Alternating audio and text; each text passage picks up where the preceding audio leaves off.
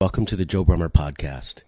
Each episode, we'll sit down with survivors who've done the hard work of healing, educators reimagining how schools could care for kids, and researchers unlocking what our brains need to thrive. If you've ever wondered whether healing is really possible, whether things can actually get better, this show's for you. I'm Joe Brummer, and if you're here, you're right where you're supposed to be.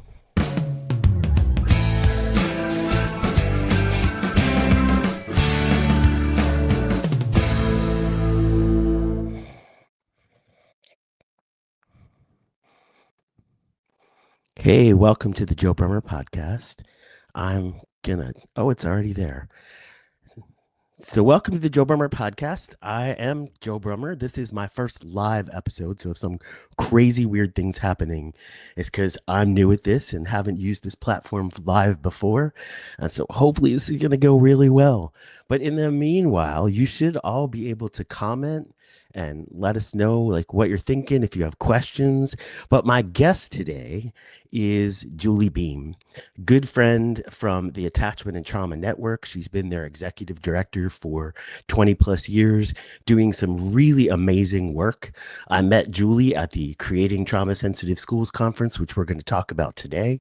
But she's got a really amazing background, both as a parent, an adoptive parent, a background in education with a BS in secondary education, an MBA with an emphasis on professional services marketing. But her passion is really about making life better for kids that have been impacted by trauma. And so I'd like you to welcome to the show my good friend, Julie Beem. Hey Joe. Julie. It's so great to be here. Welcome to the first live podcast. Yeah, I was like, I didn't wear my hat. I love it. I love it. This is bad hair day. Oh, okay. it's like horrible under here. It's like, yeah, it's just better to cover it. You look distinguished. I have a distinguished host tonight. That's wonderful. This is courtesy of Mark Thorsborn, who bought me this when I was in Australia, and I love it. Keeps me looking all cute and stuff. And so, all right, Julie, you have decades of experience in this work, and I'm really curious where the story really started. So you have this background with an MBA, you went to school with, education background, and then you spent 20 years running a nonprofit that helps children with trauma. Where did this story actually start? Well, I never intended to be here, Joe, really. I mean, this was not this wasn't my career choice. When you were 10 years old, you didn't dream of coming on the Joe Brummer podcast? No, I thought I might be when I was 10 years old, I wanted to be my music teacher, I think, because I loved her and I loved a lot about music. But then I went off to school, changed my major 5 times. That's a whole story in and of itself. Started with psychology, which would have been a good place to stay, and worked my way through all the communications to the point that the best way to get the English degree that I was going to get was to make it a BS in secondary ed. So I came out with the ability to teach English, speech, theater, journalism, all of those things. And because I grew up in a very small farm town, 26 people in my graduating class, woohoo, my English teacher taught all of those subjects. So it never occurred to me that you shouldn't be able to teach all of those things. But what shocked me back in the olden days of teacher training was that I didn't do any student teaching, any in the classroom work until the 6 weeks right before I graduated. And I got into the classroom and I thought, this isn't me. This isn't what I want to do. And, 6 weeks before you graduate is probably the wrong time to know that information. But then I was like, oh, what am I going to do? So I interviewed and I almost accepted 2 different jobs in schools, turned them down. We had moved to the big city of Kansas City, my future husband and I, and from the farm. And I was like, I can't do this. And so then I didn't know what I was going to do. And I answered an ad to proofread and edit reports at an engineering firm. So what it ended up being was, it was reports that were for government military installations, and I had to get security clearance. And I ended up being a tech editor. Really, the more that I learned about their engineering technology, the more that I was doing that kind of thing. And then it was a large consulting engineering firm. They posted an internal ad for a marketing proposal writer over in their civil engineering division, and I answered that internal ad, got hired there, and then convinced them that they should help fund my MBA. So I went back and got an MBA with an emphasis on marketing consulting work. So engineers, architects, surveyors, lawyers, anybody who provided consulting. So that was my before trauma entered our family's career. Did that, divorced, remarried, picked up, moved my family to Atlanta to be closer to where my stepchildren live. And I had, the one thing that had carried through from the time I was a young woman till now was this desire to adopt. And I can't tell you how that happened. I can just tell you that it was an insatiable desire to adopt a child. We had three other children. We blended our family of three. And so my first husband was like, absolutely not. My second husband was like, yeah, I don't know. And so we did this, I don't know, for a couple of years until a series of things happened that he was like, okay, I can visualize this. I can get behind it. So the next thing, we were in China and we were bringing home our youngest daughter, and did not know what I know so clearly now happens to a 19-month-old who has been in an orphanage since day 2, severely neglected, severely malnourished, probably, I don't know if there was abuse or not, definitely a lot of not sensory development, all of the above. And you bring them home and you plop them into a family where we thought we were relatively good and stable parents and family. And there we were, off to the races. So we didn't know what we didn't know. And things were so different for her. And we were scratching our heads, and nobody in our world, none of our professionals, none of the doctors, none of the therapists, none of the adoption professionals could explain what we were seeing at all.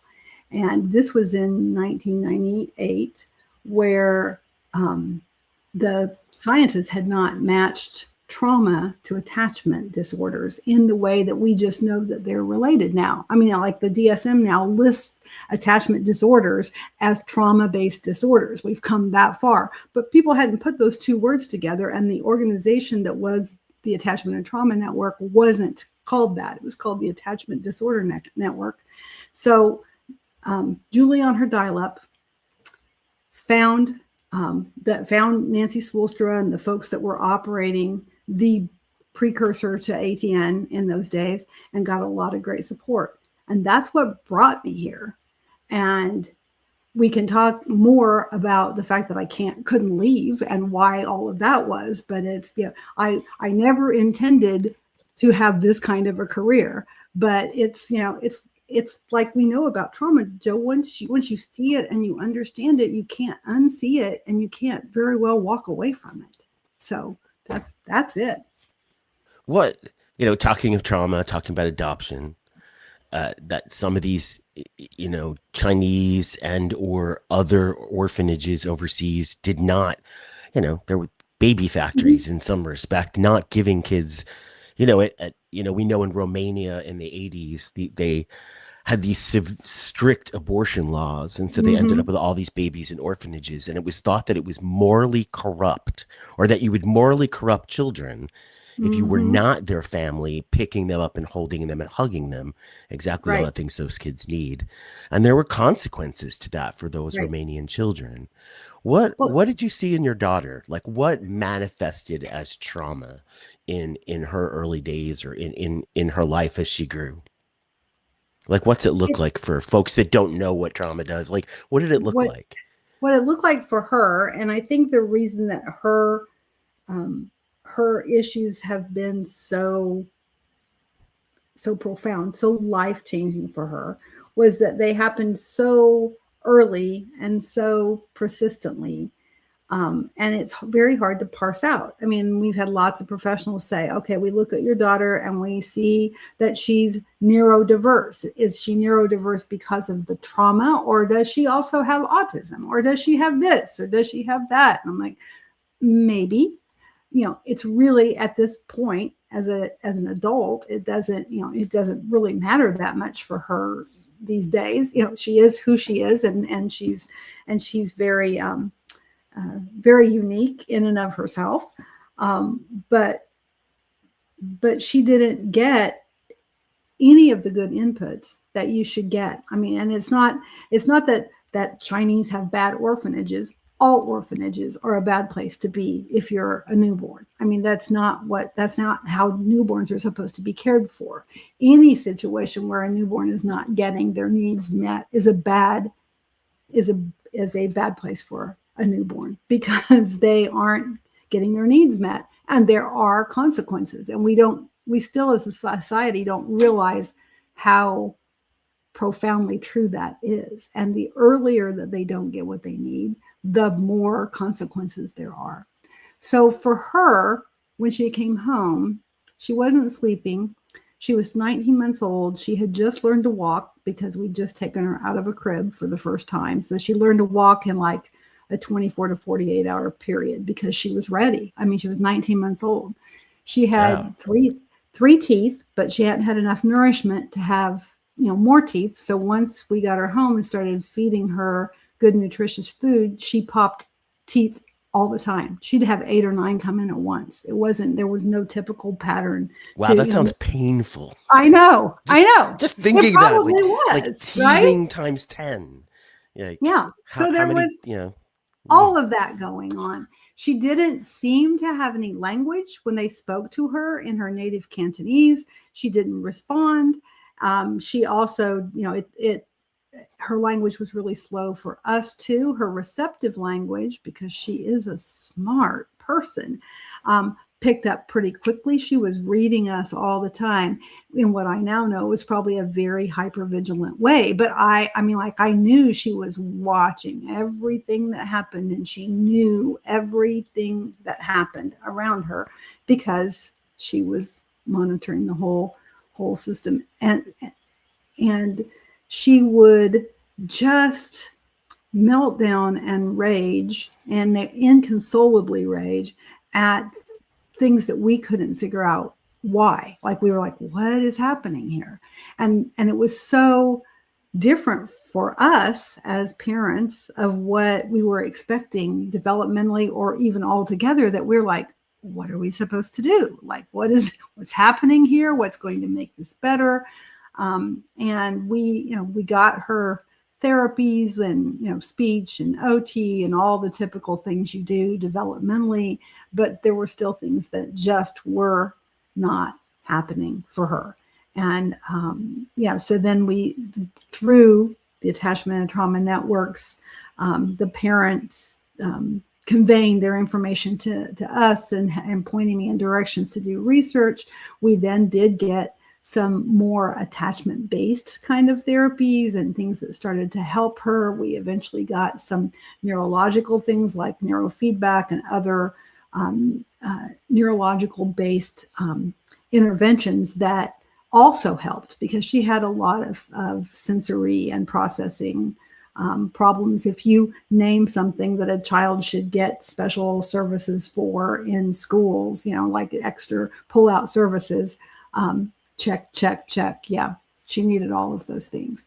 And each one of them made an incremental difference for her, made it better. And underneath all of that is a young woman who graduated high school with honors. So yeah, it was like, whoa.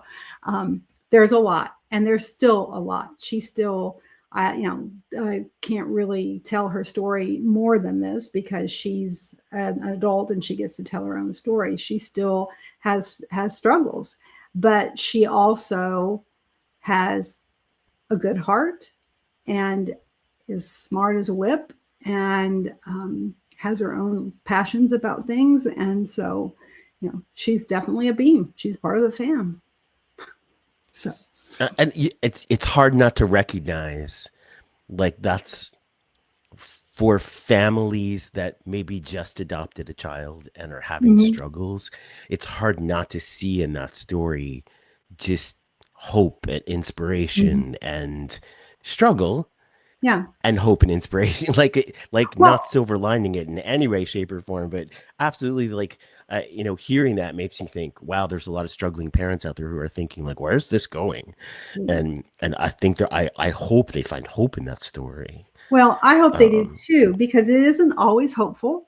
And the interesting and fun thing for me to work at ATN is that I work around a lot of other people who adoption has been part of their trajectory, and a lot of them are adoptive parents, and so we all understand that there's a mixture of that struggle and that hope, and we're all very much pro adoption at ATN because we believe it's a wonderful way to make a family. But you should go in eyes wide open, and you should know that that there are things that can be done to help with the struggles and to help our children be build healthier attachments and heal from their trauma and continue to process things. And I can say with complete certainty that my entire family, my children, my husband, and I, we would not be the people we are if we hadn't have done this.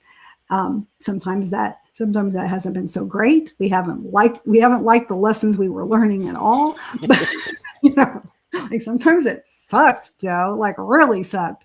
But but the truth is, we're better human beings. I know we are, and I wouldn't I wouldn't trade that. Looking at the rest of my children and the way that they operate and the things that they do in the world and the difference that they're making as the people that they are, I know it's attributable to watching all of this and to living in a household where they learned all of these things.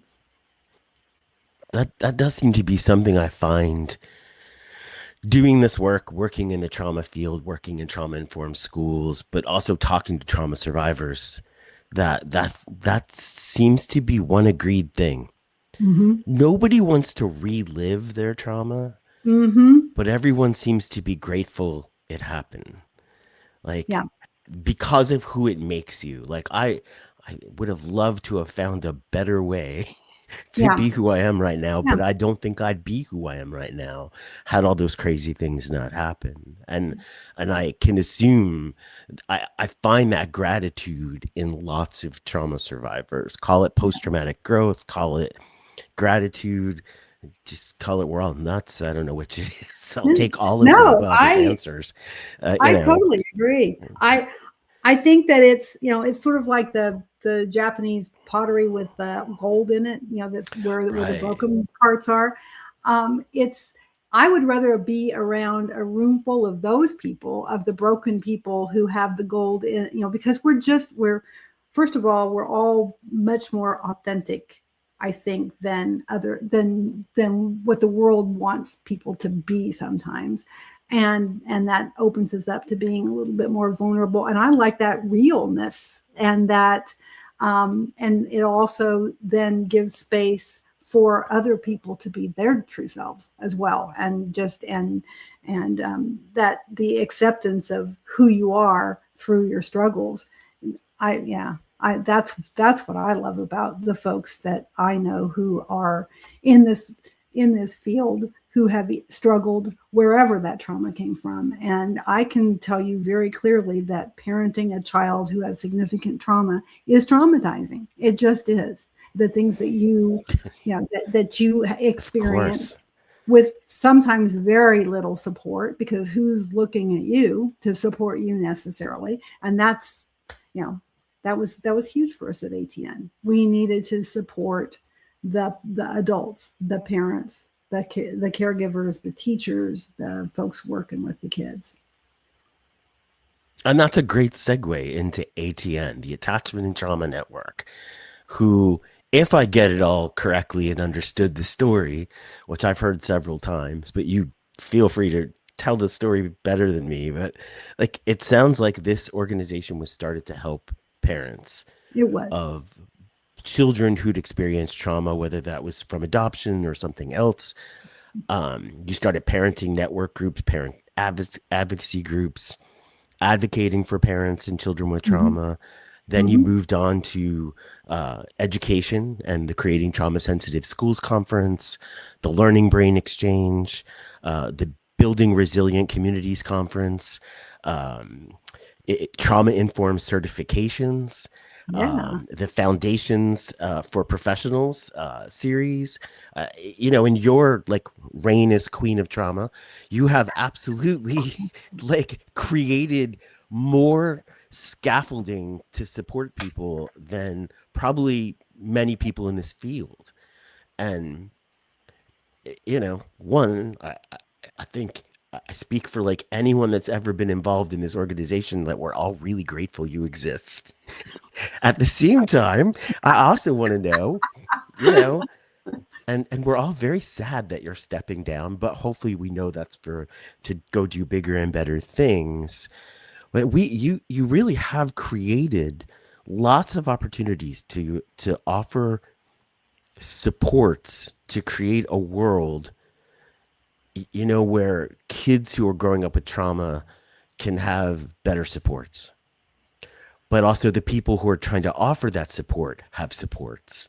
Right. And so I don't know, where do we start with those? Is it the conferences? Is it the certifications, the support group? Where do you want to start? Well, Tell me about this amazing network. we can start with, well, first, in the beginning, when I started volunteering with ATN, it was basically just talking to other parents on the phone and trying to help them find resources, because that's what our founder did all day long, and that's what the rest of us did. And I said, "Hey, I have this career over here that someday I'm going to go back to." I thought that back then. Someday I'm going to be able to work again, and I'm going to go This is do this. temporary. Yeah, this is just It's a temporary. 20-year But temporary, right? but because it's marketing and communications and brand awareness and all this other stuff that I did at my old job, let me bring that to ATN. So we did that. We revamped. We called ourselves the Attachment and Trauma Network the minute that we were able to realize that was important. That understanding that trauma and attachment were connected, that attachment disorders were born of trauma, and we were able, so we were on, it was fun to be on the forefront of all of that and to understand the forefront of the things that were coming out. Our minds were blown the first time that somebody summarized the ACEs work for us, in the early 2000s. We're like, oh my gosh, somebody's really researching, exactly what we need to know. But we mostly were just helping parent to parent, and it was really shoestring, Joe. When Nancy retired and to stay home and play with grandbabies, which is also my plan on retirement, she said, "It's yours. Here you go." And the bank account had $7,000. I was like, "Oh, well, here we are. Good luck. Have fun. Good luck. Keep it going. It's an important mission. Don't let it fail." That kind of pep talk. And so I'm like, what are we going to do? But I was finding other brilliant people out there, most of them parents of children who had experienced significant trauma, or the clinicians and the social workers and caretakers around all of that. And one of those people was Melissa Sadin, who and there were others that we know from early ATN education type type things, and they kept saying, you know, these things we're learning, the ways that we're approaching our own children that are making a difference, they're actually working with some of our kids that seem to be the most troubled or the toughest or the ones that, I mean, we didn't have words like dysregulated. We didn't say the kids were dysregulated. Now they were just like losing their shit is what we would say. You know, it's like, okay. Because we didn't know what we didn't know yet. But they're like, since it's better, you know, it's working in my school and I'm a principal, or it's working in my school and I'm the counselor. And, you know, so they would like tell me this. And I'm like, well, what are we supposed to do? And they're like, we're supposed to tell the educators. We're supposed to tell the teachers. So from 2006 to 2008, we had 3 national parent conferences. One in Atlanta, one in Kansas City area, and one in Boston. And each time, financially, they were beautiful conferences. Only about 100 parents showed up because parents don't A, have the money, but B, more importantly for our kids, don't have somebody that can keep the kids and the family all safe in this dynamics and then fly to wherever to get this. So many more people wanted to come. About 100 people would come. And we would literally have to sit down, you know, the night before we left and say, here's how much money we have in the bank account. Here are all our bills. Which one of the board members are going to pony up some dollars at this point? You know, like it was that kind of a situation. So it was killing us because we're like, we can't live like this knowing, okay, whose credit card are we putting the residual on? You know, and it wasn't, and we were applying for grant. We were looking in all the places we knew to look with our very ragtag sort of team. So that happened. And here we are, not even 10 years later. And I've got Melissa and Jen Alexander and other very smart people in this field going, we got to have a conference. And I'm like, oh, no way. No way are we having a conference. Like, absolutely not are we having a conference. This is going to be a good story, Joe, because I'm not sure that you completely know this one. So they strong-armed me. I love it. They strong-armed me. There's gossip to be had. To signing to have a conference in February of 2018 in Washington, D.C. So this was August, September-ish. We were getting started on doing this. And I was terrified because we'd done some online summits and webinars and gotten a few little tiny grants. And so we had a pocket of money, little pocket of money. But here I am with this contract from the Washington Hilton, and it's more than the money I have in the bank account. And I'm like, I don't know if we can sign this. And they're like, we got to, now's the time. Teachers need to know this. We got all these people coming. We've got we've got great speakers. We know what we're like, yes, this is going to happen. So I did it. And then 2 days later, I fell and broke my knee. Did you know this? Have you heard this part of the story? I didn't. I did know that because I was at the 2018 conference. That was my first. So, and I remember you on your little scooter. I shattered my kneecap, had to go in for surgery, like the whole 9 yards. Lorraine, who was our board president at that point in time, called me and said, can we break that contract since you're now incapacitated? And I'm like, I don't think so. I think that's kind of a solid thing. So, so we planned that first Creating Trauma-Sensitive Schools conference with me on opioids, which is not a recommended way to do business for a lot of reasons. That's why you were so mellow. For a lot of reasons. And I had, and I was spending the winter at the PT learning how to rewalk. So it was a whole thing. But much to our surprise, we had over 600, almost 700 people at this conference. And the people were fired up. They were so happy to find each other. And, like it was just, you were there. It was just, there was an energy that was there. And then the next year, the crowd almost doubled. And then the next year, the crowd did double. And then COVID. But COVID. COVID. And I think the energy at that first conference in DC was like it was February, it was President's Day. It was February. It Mm-hmm. was like 75 degrees and sunny And it in was that Washington, dessert. DC. Yeah. And, everybody seemed to have this really energized feeling, but also people were just so excited to be in a room with like-minded individuals Yes. who, because up until this point, that really hadn't happened. This idea of trauma-informed schools, and wait, there are other people that want trauma-informed schools. And I just remember that the energy at that conference being, I know for me, I had nervous energy because I had a co-presenter that ditched me. So I'm sitting there by myself hoping I can do this without him. And which I did all right. Which you And did. Yeah. I did. And we'll tell that story later, who that was and how we got him back for ditching me. But because it's a good story. It is a But good I story. I remember remember those this. first two conferences were so energizing. And I remember like the second conference in 2019. I think, I don't know if it was you or someone else that got on stage and just like looked at this sea of people Mm-hmm. in the audience and was like, wow, Wow. this is a lot of people. This And it is a was lot. all educators Yeah. and who, wanting to create trauma sensitive schools and be Mm-hmm. aware of trauma and recognizing the Mm-hmm. problem, hearing about ACEs. I mean, it was super energizing. And then you're right, Yeah. COVID came and did not kick our butts. Like I It still feel didn't. like No, this because we can pivot, organization man. managed it.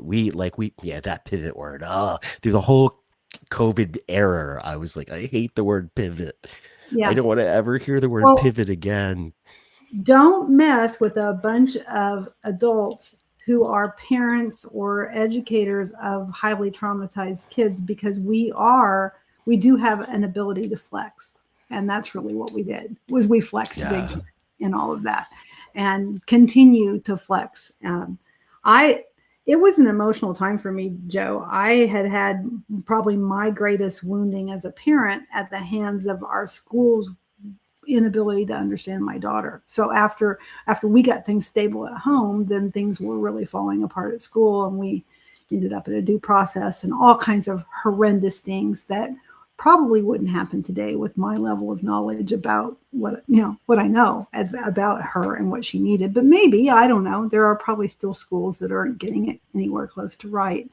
But it was hard not to be bitter at teachers in general, right? And here I am standing at the back of the room with hundreds and hundreds of teachers and educators of all kinds who are there for all the right reasons and are really caring about kids just like mine. And I was like, okay, I get it. This is, the part of this is for me and my own healing, to know that, that these people are making a difference in the lives of all of the kids that they touch. And that's, you know, and that's why I'm still in this work. I'm constantly reminded that, by me sharing what I know and trying to make it available for everybody else, that it multiplies it.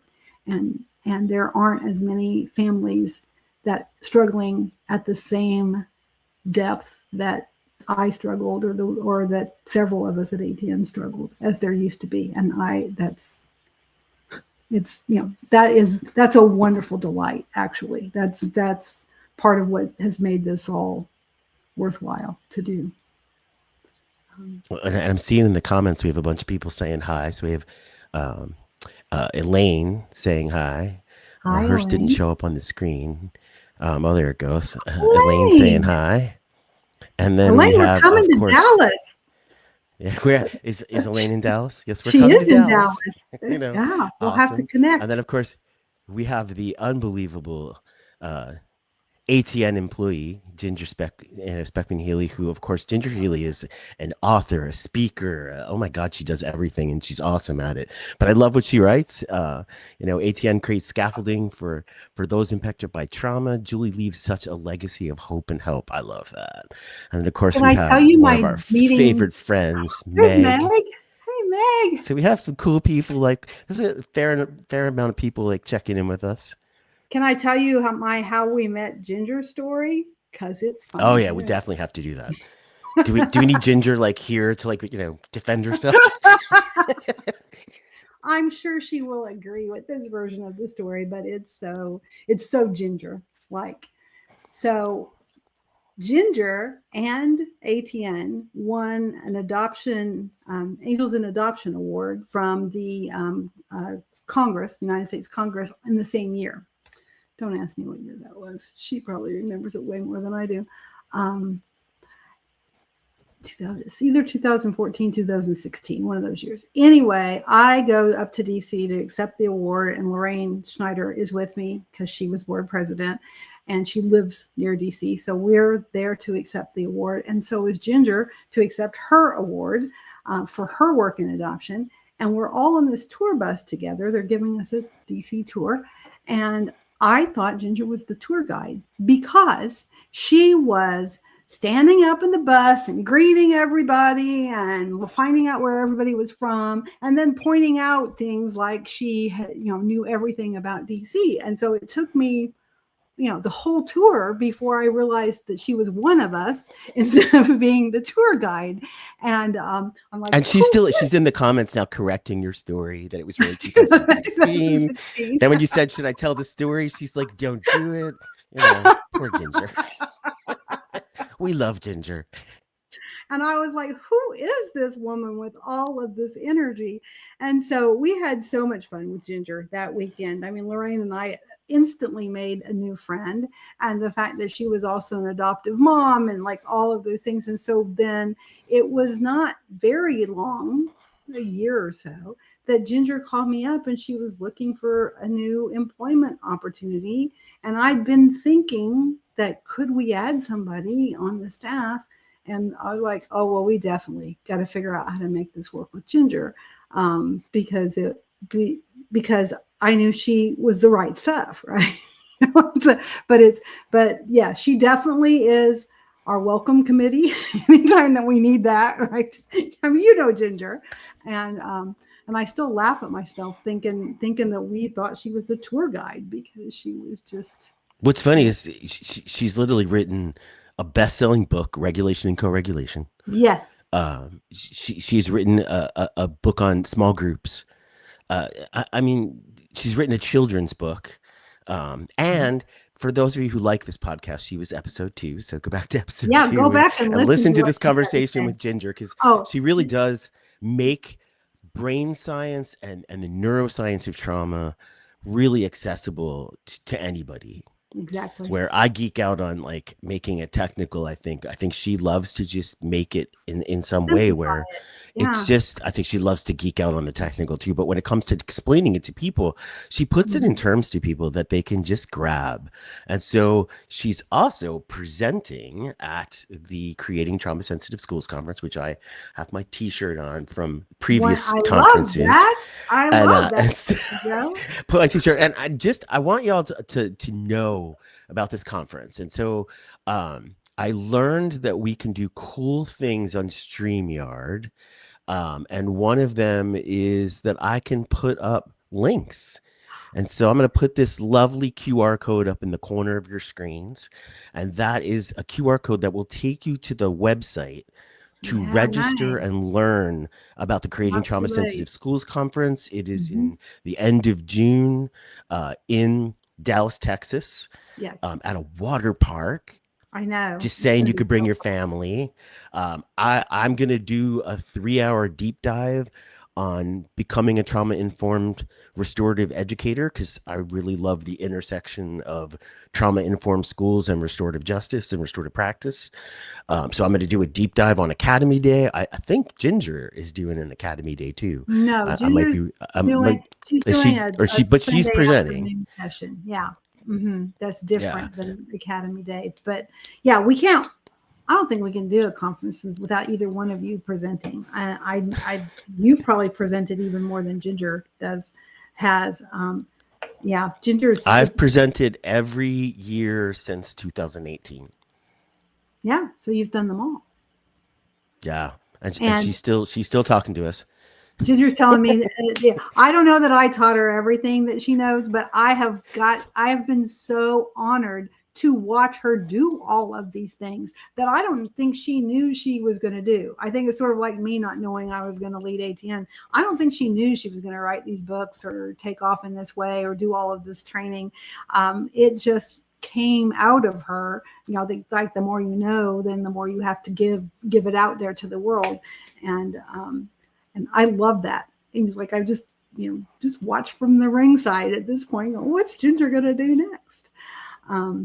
So you grew this conference to the largest trauma-informed schools conference basically on the planet. Yes. And this year's, being on the committee that helps, plan this conference and looks at all the proposals. I saw the proposals of people who wanted to present, which I forget how many we had compared to how many slots, but we had, I that is the most conference proposals I have ever reviewed. And they were like, I looked up every single person. If they had YouTube videos, I watched them, TED Talks. Like I really tried to stay on top of like what people were, trying to present. And being careful about people who are going to present stuff that's like old school. Like we don't want this old behaviorism ABA stuff. We want neuroscience aligned, neurodivergent aligned. Like we want to keep the cutting edge. Yes. But then you also went from that to, and I don't remember what year we started this, if it was the first year or not, but it went literally, we ended the in-person conference. We all took a day off. And then we did a 2-day virtual conference, which was insane. That's kamikaze event planning. Actually, it's like, I always crashed at the end of that weekend. I always just crashed. Yeah, you did. Yeah, but I can only imagine with all of you. That was a holdover. That was what happened during COVID because we, here's your word again. We pivoted. We went virtual in the 2021, the February of 2021. We've thank God, were over in 2020, like 2 or 3 weeks before the shutdown happened. And to our knowledge, nobody that came to our conference in Atlanta, and it was a big one. We had almost 2,000 people then. Nobody was sick that we're aware of. And then we did virtual, and what we learned from the virtual was that we could reach different grown-ups, different adults than we could reach in person. We could reach the smaller schools. We could reach the private consultants that were advising schools. We could reach a lot of the mental health community people and clinicians that couldn't afford to come but wanted the information. So, the way ATN works and the way that people in our field work is we want to make it work for everybody. So we're going to figure that out. So our solution was we'll do an in-person conference. We'll take a day to like recombobulate ourselves, and we'll do a virtual conference. And that worked great for our audience. It worked terrible for my staff because it was doing 2 conferences at once. And I think when we did it the first time, we thought, well, they're going to eventually like meld back together, or there'll be something that happens and it won't be so hard. But it didn't happen that way. It didn't happen that way. So this last year, we split them purposely and decided that the virtual conference would have more of a neuroscience flavor. That doesn't mean there won't be neuroscience at the in-person in Dallas, because you can't talk about it. There will with me. Yeah, right. I can't not talk. I love neuroscience, so I can't not talk about it. But we really wanted to focus on the neuroscience and make sure that people understood the basics and how that applied to learning, in addition to how that applied to all of the emotional health stuff. So the Learning Brain Exchange was born in February for that purpose, so that the science of learning is there in addition to the trauma-informed, trauma-sensitive schools piece. And then we have our 9th annual Creating Trauma-Sensitive Schools conference. Last year, because I guess we felt like innovating like crazy last year, because we decided to make that change. We also, in the July before, decided to launch our trauma informed level 1 certification. So we have done that. We're 2 years into that now, and about, I believe, 700 plus people certified already. So things are rolling, and more all the time. It's a nice foundational, fundamental basics, with a test out option if you're somebody who has been in this field for a while. So that makes it a little different than other kinds of certifications, because sometimes people are learning and relearning all of the basics to get a credential, and this one you don't have to do it that way. You can decide that you're going to take a chance on testing out, and if you don't test out, no harm, no foul. The curriculum opens up and you just take it and go that way. So we're trying to make it work for everybody, and not just educators, but everybody, parents, adoption professionals, whoever needs to know, the community people, the youth justice people, the boys and girls clubs, and all, whoever's working with children. And then we also launched our Building Resilient Communities for Children conference. That one is virtual.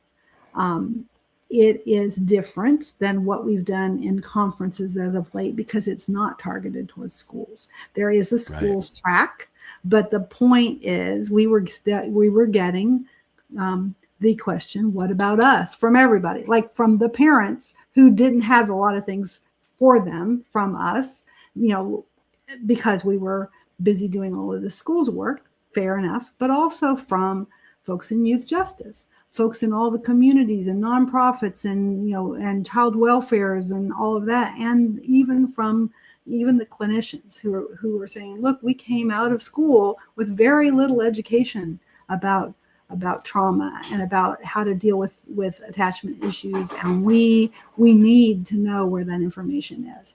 And it's not always the easiest to find. It's easier now than it was 20 years ago when I was looking for all of these things. But so we're devoted to pulling that forward as well, and we will be doing that conference again in September.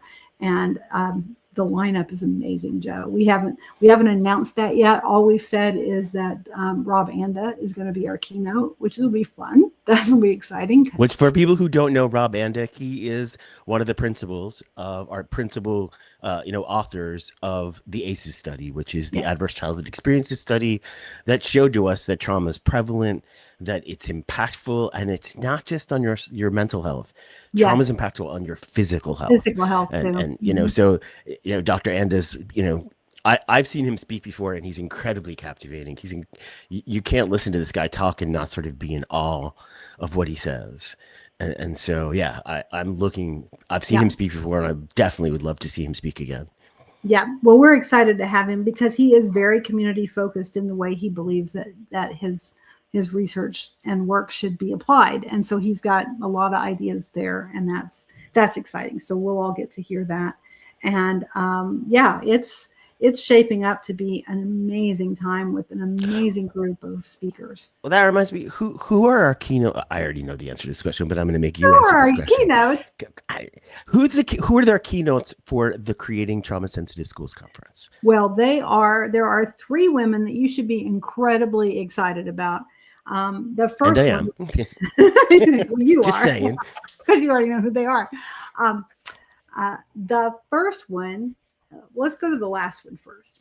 The one that my friends in what I call my real life, my not ATM life, like the people I run into at the grocery store, or I go to church with, or live in my neighborhood, they're excited about it. They walk up to me and they're going, Julie, did I read that at your conference you're going to have Ms. Chang, you're going to have Jerry Chang at your conference? And I'm like, yes. And we've had her on the podcast, and she's a nice lady. And they're like, oh my gosh, we've got to So if you don't know about Ms. Chang, if you're not following her on social media, she is, I guess you would call her an influencer in the education world. She's an incredible teacher, a gifted teacher. She has her own disability story that is really interesting. She is of the LGBTQ community, and that's exciting too, because she's very open about that and direct about that. And she lives here in Atlanta, so that's even more fun. And she's the real deal, y'all. And so we're excited about that because she's going to bring inspiration and all kinds of kindness and things about her work that she doesn't call trauma informed, but I can't find anything about it that's not trauma informed. So yay, I'm excited too that she's going to be there. But to open the conference, we struggled a little bit, Joe, because our preferred choice was Dr. Mona Delahook, who I know you know well, and lots of folks know well, and those of us who know her well through her work in brain-based behaviors and her Her book, child Brain-Based Parenting. brain-based That was a parenting. That's great, it. I Yeah, love that book. it's so great. It's so great. And but she had some a health issue a couple years ago that we'll talk more about when we talk about in the keynote because she is going to be our special guest via a videotape that she has made us. Her work is fundamental for foundational for trauma informed schools and trauma sensitive schools because it talks about behavior and how we should view behavior and what it really is and what we should learn about how to address behaviors. And so she's going to talk about that, and she has, because of her own brain injury that she has suffered, has learned a great deal on the personal level too. So but she made it clear that health-wise she wasn't going to be able to travel to be with us, and that really she felt like this was, she could give a message and that was about it. And so we toyed with a bunch of other ideas, and then finally we said, why doesn't Julie Beem do it? I think it makes sense that you're the keynote as you step down from ATN. Yeah. And it's almost like I hate the term farewell speech. Yeah. And yet I feel like it's a good wrap up of a really well-deserved accolade. Yeah. Well, thank you. Well, so and it's not going to be. Point out we have good friends here visiting. Awesome. We have Guy Stevens from the Alliance Against Seclusion and Restraint. And then, of course, in true Texas fashion, Elaine's like, y'all. Yeah. Elaine, you should definitely come see us in Dallas. It'll be great. It'll be great. Yes, absolutely. Yeah. And she also mentioned in a different comment that she has started a chapter of International Play Association in Texas. Oh, and so oh my gosh, that might be a reason that she should come on this podcast and talk about that. Yeah. I have to make that happen next. Awesome. And so, yeah. And then she's like, I will. I will. Yeah. Yay. Jam on here. I'm loving the way this is working. And so if y'all have comments, y'all have questions for Julie, we still have a couple minutes left. So if you have questions for Julie about the conference, about ATN and the things that are going on with ATN, I definitely think you should throw those in the chat. But I'm gonna throw a couple more questions at you real quick. Okay. And one of them is, I think one of the things about the Creating Trauma Sensitive Schools Conference that has made it so strong is the sheer volume of professional consultants, voices, influencers, secretaries of education. Like we've brought on really powerful speakers. We didn't tell the story. So here's the story. Back in 2018, I had a conference proposal accepted by ATN to speak at the Creating Trauma Sensitive Schools Conference. This is I think right after it was before my first book was published. So I was nobody, like nobody knew who I was, but ATN threw me a chance and I went there and I presented, and my co-presenter, it was Friday and we were supposed to be getting on a train to head to DC. And my co-presenter was the assistant superintendent of schools for Meriden Public Schools in Connecticut, Dr. Miguel Cardona. And he ditched me. And I was like, all right, he had stuff going on. I'm not blaming him. I love Miguel. But then years later, he gets asked by President Biden he was nominated for and accepted that nomination and had it approved by Congress to be the Secretary of Education for the United States of America. And Mhm. so we were thinking about keynotes for the next conference. And I was like, well, let me just send him a text. And we heard nothing for like the first 24, 48 hours. And then I get this phone call from his assistants, and he says he's very interested. He would love to speak. We learned that when his speech writers wrote his speech, he just red penned all of it because he wanted to say what he wanted to say. And we ended up doing a Q&A session with him over Zoom Mhm. Mhm. live with Melissa Sadin and Matthew Portell from the Trauma Informed Educators Network, Melissa Mhm. Sadin from the Attachment and Trauma Network. I think James Moffat was on stage with Yes, us, he was too. and really just a powerful conversation It about was. It was education in amazing. America and what we really could be capable of doing. And so it was a really one, it was good payback. Not gonna lie, that Yeah. was fun payback on my part because I was never mad at Miguel, but I was like, hey, dude, you ditched me. Could you make it up to me? And Wilkie did, and I admire those kind of friends that like right their wrongs. So that was awesome, very restorative justice, and so that's been fun. But we've had other really amazing, we've had Bessel van der Kolk, we've had Dan Siegel, we've had I'm trying to think off the top of my head who are all these people. We had Tina uh, Payne Bryson. We had Kristen Neff. yes, We had Nadine Burke Harris. Yeah. Nadine Burke We, Harris was amazing. Yes. We also yeah. had Fania Davis, you know, an icon of the restorative justice movement and the civil rights movement. Um, uh, Wrote the book, The Little Book of Restorative Justice and Race. Yes. We've Yes. just we've had Yes. so many amazing speakers come on this conference, and Yes. so look, we have the incoming executive director Oh, saying some nice things. I've learned things listening to Julie that I didn't know about the Attachment and Trauma Network. Oh, ooh, she's I'm revealing telling secrets public today on this secrets now. podcast. It's And not a so reason to quit, Tracy. Stay put, man. so Julie, there's this thing I've been doing at the end of every episode of this podcast, and we won't call this the complete end because if somebody has a really good question, like I'm sure we could fit some couple minutes there for that. Um, the question I've been asking everybody is just like the world is sort of a mess right now. Hmm. The state of politics has really tweaked people's nervous systems.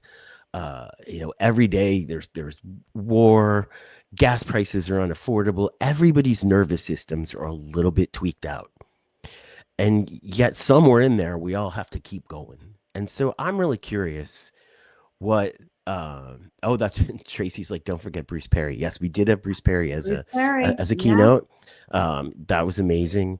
But tell me, what is giving you hope these days, when you think about like getting up tomorrow and keep going despite how crazy the world is. Like, what's giving you hope? I've got it. I mean, I have to take it back into my personal, what I see in front of me. And that's my kids raising their kids is giving me hope, and their friends raising their kids, because it is so much, at least in their circles. And I know life is different for everybody, and that we have so many cultures in this country and so many obstacles. My family has a certain level of privilege that maybe others don't. It is totally acceptable for them to parent their children in a very emotionally regulated, caring way. I watch them treat their children with so much more patience and kindness and forethought than what I did, because I parented initially the way I was parent. Like you generally just pass that along. That gives me hope, and I watch them just really understand the importance of attuning to their children. And I'm like, that's it. That's the upstream part and the answer that we're looking for. So, um, yay. Yes, Elaine, my children are much better parents than I was. And I think it's in part because I had to learn to get better at it, and they watched me, and now they're just doing it right the first time, which is wonderful. But that gives me hope, is if we can generationally have made that change, and I'm watching other people generationally make that change, there's hope for the future adults. If we can get upstream and change that at the infants, at that level, and give young parents permission to do it in that loving, caring way. That's yeah. I think what's so sweet about that is that I asked, Mark Thorsborn in her Hmm. episode, and she has recently become a grandmother twice within a very short Yeah. amount of time. Both of her sons had It's so had fun. children. And then, of course, earlier today, I recorded an episode that will probably pop out on Sunday with Dr. Lori. She's a And when I grandma asked her, too. that's one of her things. She's recently become a grandmother, so she's just like raving about being a grand. And so it's, I don't know if it's an age thing for me turning like mid 50s something, that all of my friends are becoming grandparents, which is just Yeah, cute because it's cute. it is one of the sadder parts of my life that I'm, I I'm made a sorry, very Joe. conscious choice when I'm younger. When I was younger, I made a very conscious choice not to have children, really, because I knew my own background and I knew my own drama, and I wasn't willing to pass it on to someone else. And I was like, I have to keep working on me before I could ever go Yeah, there. it's And legit. so I just made that choice. So I love living a little vicariously through all my friends right now, and watching them, just watching the joy on their faces and the joy and Hmm. how even their whole bodies change when they talk Yeah, about their grandchildren. And I think I think that is just so incredibly beautiful. And I suppose if I was going to say what gives me hope, I never answer that question. That might be somewhere in there. And of course, we got a nice comment from Meg. Um, hope hope equals our young adult children who are now implementing yes, trauma informed care in their careers, educating their colleagues. Which, of course, yes, Meg has two amazing children doing yes, just that. And yes. like, I don't know, I don't, Her and work with is that rubbing said, too, off on them, no doubt. if her kid is listening, happy birthday, Callan. So Yes. it's a podcast. I can do whatever I want. And so we'll wish Callan happy birthday on his podcast. I think it might be a day late. I can't remember. But yeah, and today's actually my husband's birthday too. So we're It talking is. You well. know why I It knew that? is. It's my daughter's birthday as well. So it must have been, it was just a good Yeah, day. so it's a birthday. It's birthday Happy season, I birthday, think. And Ray. so happy birthday to all the May, babies out there, which I'm not one of them. But yeah, totally. And so as we wrap this my first live podcast up, Thank we'll you all we'll for we'll being quick here. look at what Ginger has to say. Love that Meg's doing amazing work, and it's no surprise her kids are amazing. Yeah, Yeah. there is nothing short of amazement when it comes to Meg Baldwin. She's one of the one of my favorite Hmm. people on the planet, one of my best Okay. friends, and at the same time, And she's she'll also be just at the brilliant. conference. She'll be at the conference. Yeah. She will be at the All conference, the cool and kids are. I think I get to be her moderator too. So, like, I don't. That's the one thing I love about this conference. I don't just show up as a professional. I show up as a volunteer because I believe enough in this conference that I think every little nook and cranny I can support of it, I'm going to. Which is my way of saying to all of you listening, get your asses to Dallas and come to the Yeah. freaking conference. Yeah. Like, Yeah. it's really, really amazing. I learn so much every year. I meet the most incredible people, and I'll tell you all a secret. It's not really a big, big secret, but there is a secret. I am part of a chat group of about 15 or 16 trauma informed educators and consultants, some of whom are part of ATN, some of whom are just, have been to these conferences, and we all go to a lot of conferences. But we started a chat group, I don't know, 5, 6 years ago because of this conference. That chat group bings off every day. Every day somebody says hi. Every day somebody's checking in on somebody. We support each other like crazy. You can't have a bad day Hmm. because there's this group of people in your chat that have got your back, and they're all people I met through ATN. And that big famous picture of the rustic, which I should have been able to like put that up on the screen and show people the picture of the rustic. But yeah, I mean, this is just, I can't stress to people how important ATN's work is, and how important this conference is. So we sort of did this live first version of my podcast really to highlight Julie's work as she steps down as ATN's director, but also because we want to get you to these conferences. We want to get you to the Learning Brain Exchange. We want to get you to the Building Resilient Communities Conference. I mean, these are just amazing. We want you to take the trauma informed certification because Hmm. it's not that long. It doesn't cost that much, and it changes lives. And so if Yes. we could just keep people, doing that stuff. And then here's an important question. Do you need more volunteers? Elaine, especially for you, the answer would be yeah, let's figure that out, girl. Because yes. I mean, I don't know that we have a great need for volunteers, but yeah, we could use a volunteer or two, and we can figure that out. It's an exciting place, and we always need more volunteers even beyond the conference. So if folks are listening to us and thinking, I can't make it to Dallas, but I've got other ideas, other ways that I might want to plug in. ATN's always looking for that help, and Joe knows that, and we love our volunteers. This is relational work, and we're, yes, I'm retiring, but am I leaving? Probably not. Am I leaving the day to day and all of the running of things? Absolutely. But does that mean you'll never see me again? Yeah, not a chance. Not a chance. Because you actually stepped down in like April, but you're still coming to the I'm June conference. Tracy's been driving the car since April, and I'm in the back seat, sometimes in the trunk. Yeah, there we go. Elaine, if you reach out to Tracy, so she is the boss these Tracy's days. the new driver in charge of this bus. That's right. And so I'll tell y'all, be careful what you wish for. Be careful what y'all wish for, because when I went to Julie and I said, "Hey, I think you need more LGBT voices at this conference," she recruited me for this planning committee, and now I've been on it for years. Exactly. Be careful what you say to her. We have diversified voices in those years. You know that. You have. Yes. All right. What's your last thing? My one last thing is that last week we officially birthed a new product, and that is this foundation's professional development curriculum that is ready to go for the fall. And it is specifically for schools and child serving organizations who are looking to do something internally. Maybe they're not ready to bring a consultant in and go all the way in on their trauma-informed school journey, but they want to get the basics, the foundations. That's why it's called that. It's 6 modules. You identify your own facilitators within your staff.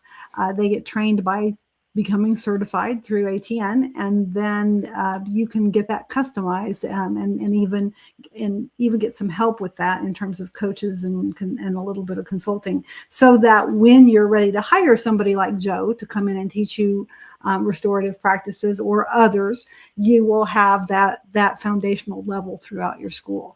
So it's an answer to a lot of people's questions, and it's ready for this next fall. So if you're the PD person in your school, please check that out. It's also incredibly reasonably priced, I was told. So yeah, come get it. And ATN, we haven't talked about this, but ATN does have the PD Collaborative, where you can get in touch with people like me, where you fill out a form about what kind of professional development you're looking for around trauma-informed restorative schools, whether it's the basics of trauma-informed or restorative practice, or you want to implement the whole thing. You can connect with ATN, who will then connect you with folks like me, or Ginger Healy, or Meg Baldwin, James Moffitt, Jim Sporleader, like some of the top consultants out there, like are on that list of consultants that partner with ATN. And so if your school's looking to do this work, and you want to get in touch with really some of the leaders of the work who've written the books, who've done the presentations, and have worked with the schools, like, contact ATN, visit their website. That QR code in the corner will take you to ATN's website. It lands you on the conference page, but you can explore the whole website right from there. You can learn more about Julie and Tracy and Ginger and the whole gang over at ATN. And so, feel free to do that while you're at it and you're listening to this. Hit the follow button so you can catch the next episodes of this. Yes. I don't know how many more I'll ever do live again, because wow, this is live is interesting, isn't it? Thank you, I Joe. Can't edit out any goofiness. I can't edit anything goofy I said, and so I'm on the hook. But definitely, hit the follow button. I've got some great guests coming up. I'm really excited about Perry Powers coming on, a young man who is molested in his youth and sexually abused, who turned that experience into a publishing company and is now raising money for a documentary to help end this. And the documentary is called It Ends With Me, which I think is a beautiful statement for a documentary about abuse. We also have, we just recorded an episode with Dr. Lori Destel. We have We've had Guy Stevens on the show. I just recorded an episode with our friend Stacy Nation, a lieutenant colonel in National Guard She'll be at the and conference. licensed clinical social worker, who also will be speaking at the conference. She sure will be. I will soon get Meg Baldwin on here. I will soon get some of these other folks on here to talk about this work, to tell their stories, and just help everybody do this work a little bit better. And so please hit the follow button. And Julie, thank you for coming and spending an hour with me and apparently a lot of my friends. Joe, And thank so, you. You've been so generous with your time to share this and all the kind stuff that you said about attachment and trauma network. And yeah, we've and for years showing up at our task force meetings and helping with all the plannings of the events. It's like, yeah, couldn't do it without you. Can't wait to see you in Dallas. awesome. Thank you all for listening. And we're going Everybody, to end this stream. I'll be loading this up to Spotify next, so you can all listen. If you didn't get to hear it this time, it'll be on the Spotify feed shortly. good Thanks, night, y'all. everybody.